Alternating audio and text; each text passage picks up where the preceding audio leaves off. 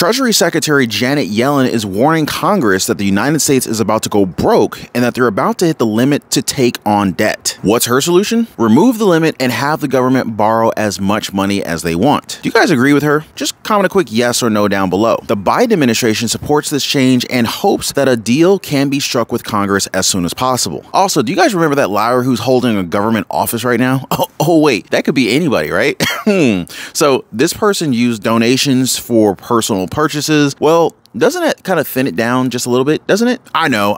His own colleagues asked that he resign. Oh, I give up. So George Santos is saying that he will resign, but only if the same people who voted for him tell him so. So how do you think that's going to work out for him? Now, before I continue, please take a second, drop a quick thumbs up for your boy. I really appreciate that. And if you're in need of your daily dose of the truth when it comes to what the heck is going on in Washington, D.C., the state of our economy, Social Security, SSI, SSDI, side hustles, money-making opportunities, and everything in between, the housing market, stock market updates, keep your phone, your tablet, or your computer locked into the channel by subscribing to the channel right now. Also, if you own a home, make sure your home is protected. Get your free home warranty quote. The link is in the description down below. Only takes a couple seconds. All right, so if you're worried about yet another world war happening, don't. Especially since President Zelensky has already said that it won't at the recent Golden Globe Awards.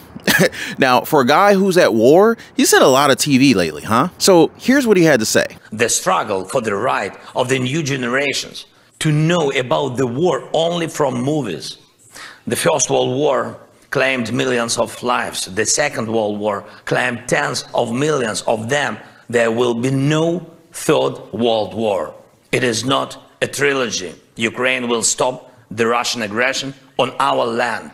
We will make it together with a whole free world. And I hope that all of you will be with us on the victorious day, the day of our victory. He also says that we should already have a clue at this point as to who's winning this war. Now, in terms of winning, disgraced FTX founder and CEO Sam Bankman-Fried has pled not guilty to multiple criminal charges, some of which include conspiracy to misuse customer funds, wire fraud, and money laundering, just to name a few. Now, he's already determined to prove his innocence, so determined in fact that he made a Substack to explain his side. He says that, quote, I didn't steal the funds, and I certainly didn't stash billions away. Nearly all of my assets were and still are utilizable to backstop FTX customers, end quote. He also said that he could repay investors so long as they're put back in business, stating that, quote, if FTX had been given a few weeks to raise the necessary liquidity, I believe it would have been able to make customers substantially whole. I didn't realize at the time that Sullivan and Cromwell, via pressure to instate Mr. Ray and file Chapter 11, including for solvent companies like FTX US, would potentially squash those efforts. I still think that if FTX International were to reboot today, there would be a real possibility of making customers substantially whole. And even without that, there are significant assets available to customers, end quote. Now, I got a question for you guys. Did you guys invest in FTX? Did you buy any cryptocurrency through the FTX platform? I hope that some good will come of this and that investors are not left out in the cold. Now, I know that dealing with these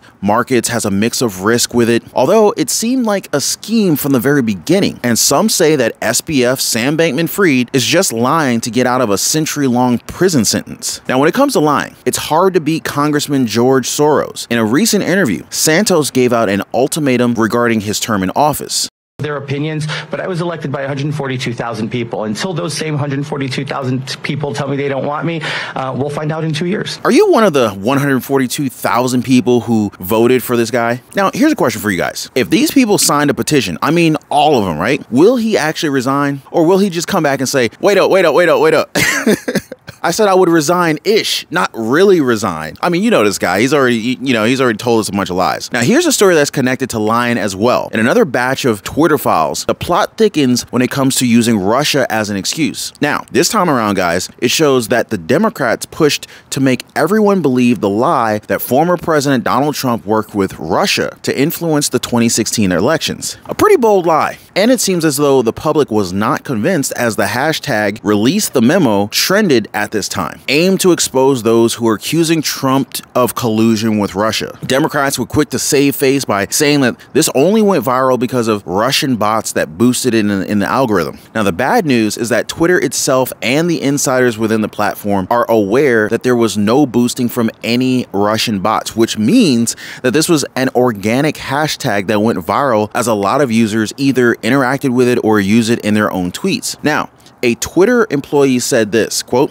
"We are feeding congressional trolls by entertaining this possibility," end quote. Yoel Roth stated that there was no clear indication that this was connected to Russia at all, admitting that they can push back strongly on the Russian component, end quote. And while he said that some posts appeared spammy, they were clearly not tied to Russia. Okay, I'm gonna go ahead and leave that right there for you guys. But what does this mean? Well, if anything bad shows up in the media that doesn't fit their narrative, they're instantly gonna use Russia as a scapegoat for it. Blame it on Russia. I guess it's better than blaming it on the rain. But doesn't this sound a little familiar to you? Gas prices going up? It's Russia's fault. Food prices? Probably Russia's fault. Forget your keys at home? Well, you can't really blame Russia for that. Best to have a key rack or something at home. But you guys get my point, right? They've used this term over and over again to pin the blame on anybody else but them. But what do you guys think? When it comes to the blame game, who do you think is responsible for the United States hitting the debt ceiling? Now, for context, a debt ceiling is the limit on how much the American government can borrow within a specific period of time. This ensures, or at least tries to ensure, that we limit our spending, or I should say limit our borrowing. We don't want to spend the debt out of control, do we? But we all know that Congress always gets it passed by getting permission time and time again just before the buzzer runs out. Janet Yellen now says that the United States is going to run out of money and that the limit should be pushed higher.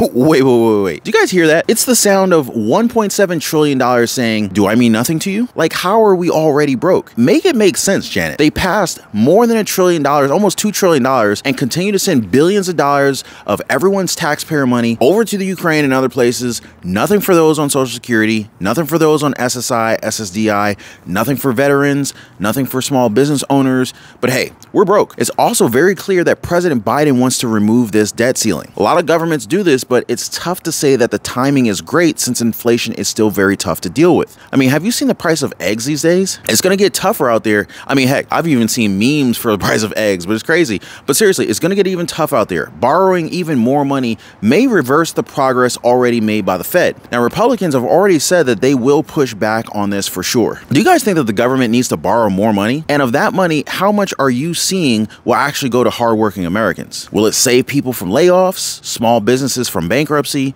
provide a universal basic income for those who truly need it, maybe a monthly passive income for Americans, or are we just going to see it in the news and that's pretty much going to be it? Now, it's really hard to say what's going on or what's going to happen in our future. What makes it easier is deciding what you want to do in the present, though. Now, with that being said, if your goal is financial freedom, maybe we need to talk. If you need help with budgeting, if you want to develop multiple streams of income through side hustles or small businesses, or you want to take a leap and invest in the stock market or even real estate, feel free to join us over in the Patreon community. There is a link for it in the description down below. Lots of you guys have already joined. Now, before I go, please don't forget to hit the thumbs up button for the video. Also, subscribe to the channel for your daily dose of the truth. I appreciate you guys watching. I'll see you on the next one.